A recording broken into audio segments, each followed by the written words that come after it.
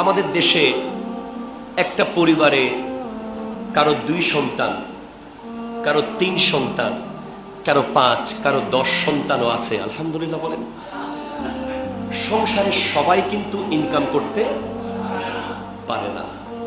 মনে রাখবেন, আপনার ঘরে আপনি বড় ছেলে, অথবা আপনি ছোট ছেলে, অথবা আপনি মেজো ছেলে, আপনি মনে করছেন যে সব ইনকাম তো আমিই করছি, সবাই আমার উপরে খাচ্ছে। আছে না নেই? এই চিন্তা প্রায়ই চলে আসে আপনার।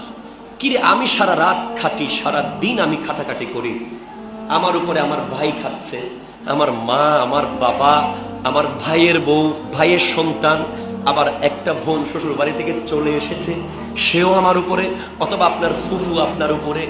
এরকম একটা পরিবারের কোন একজন ব্যক্তিকে আল্লাহ স্পেশাল দয়া করে তার নিজের জন্য না, সবার জন্য।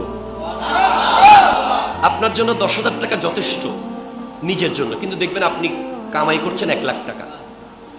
আপনি মনে করবেন না যে এই 1 লাখ টাকা আপনি নিজের জন্য কামাই করছেন। আপনি যখন অন্য আরেকজনের দায়িত্ব নিয়েছেন, আল্লাহ আপনার দায়িত্ব নিয়েছেন। এখন আমাদের সমাজে আমরা অবাক হয়ে যাই যে মা যখন বৃদ্ধ হয়ে যায়, 3 ভাই সাপোজ, এখন বাবা মার দায়িত্ব নিয়ে ভাগাভাগি শুরু হয়ে গেছে। এক ভাই বলে, বাবা মা আমার কাছে, অথবা মা আমার বাসায় 1 মাস থাকবে, তোমার বাসায় 1 মাস, তোমার বাসায় 1 মাস। এই বাস্তব চিত্র সমাজে আছে না নাই? আছে। ওই বৃদ্ধা মা যার একটা ওষুধ নিয়ে, যার একটা গ্যাস্ট্রিকের ওষুধ পর্যন্ত ভাগ করে, এরকম সন্তান বর্তমানে আছে। 30 দিন সব যখন চলে গেল, 31 দিন হলে একটা ট্যাবলেট কেনার মতো টেন্ডেন্সি ওই সন্তানের নাই। কেন? বলে আজকে থেকে তো আমার ভাইয়ের ভাগে চলে গেছে, আজকে থেকে আমার ভাগে আর নাই। মাকে নিয়ে ভাগাভাগি সমাজে। চিন্তা করে, আমি কেন করব, আমার কেন দায়িত্ব হবে, শুধু আমি কেন টাকা কামাবো শুধু? তুমি তো বুঝতেছো না, তোমার টাকা দিয়ে সবাই খাচ্ছে, মানে আল্লাহ তোমাকে দয়া করতেছে।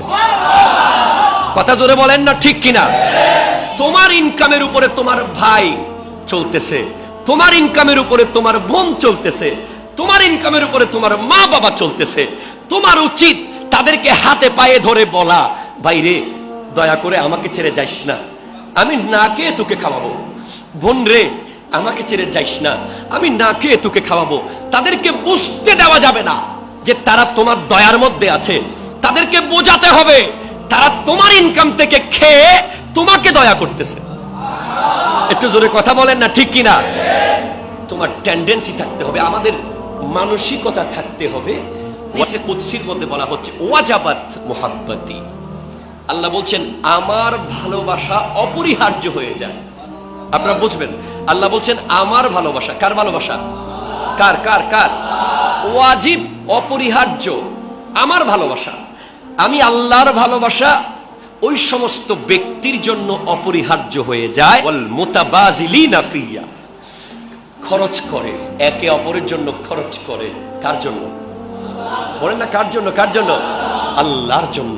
আল্লাহর জন্য খরচ করে, তার জন্য আল্লাহর ভালোবাসা অপরিহার্য হয়ে যাবে। তাহলে আজকের পর থেকে কি মনের মধ্যে আসবে সেটা? একটু কথা বলেন, আসবে? আসবে?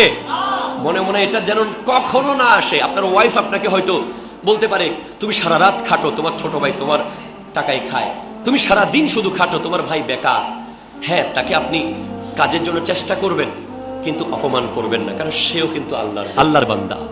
আপনার বাসায় একজন ফুফু হয়তো চলে এসেছে, স্বামীর সংসার থেকে চলে আসতে হয়েছে, কিংবা আপনার একটা বোনকে চলে আসতে হয়েছে।